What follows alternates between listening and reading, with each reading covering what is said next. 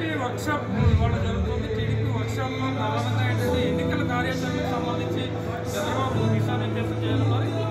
Media మేనేజర్లు, social media మేనేజర్లు అందరూ కూడా ఈ కార్యక్రమంలో పాల్గొంటారు.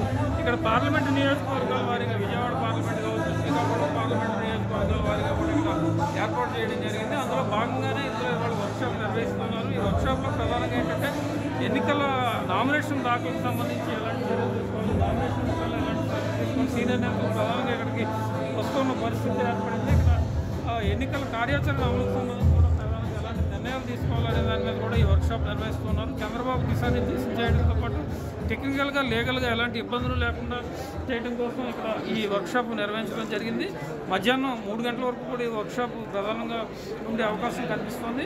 టెక్నికల్ రీజన్స్ ఏ రకంగా ఉన్నాయి, అదేవిధంగా లీగల్ రీజన్స్ ఏ రకంగా ఉన్నాయి, నామినేషన్స్ టైంలో ఎలాంటి చర్యలు తీసుకోవాలి, వీటన్నిటి మీద కూడా ప్రధానంగా దృష్టి పెట్టే వాతావరణం అయితే ఇక్కడ ఉందని మనం చెప్పుకోవచ్చు. ఆ టీడీపీకి సంబంధించి ఎమ్మెల్యేలు, ఎంపీలు, పోటీ చేసే అభ్యర్థులు ఎవరైతే ఉన్నారో ఎమ్మెల్యేలు, ఎంపీలు వాళ్ళందరితో పాటుగా కూడా ఇతర సీనియర్ నేతలందరూ కూడా ఈ కార్యక్రమంలో ప్రధానంగా ఉన్న పరిస్థితి ప్రస్తుతం మనకి కనిపిస్తుందని చెప్పుకోవచ్చు. వీళ్ళందరితో కూడా ఈరోజు జరిగిన వర్క్షాప్లో ప్రధానంగా కొన్ని కీలక నిర్ణయాలు తీసుకోవడమే కాకుండా ఎన్నికల కార్యాచరణ ఏ రకంగా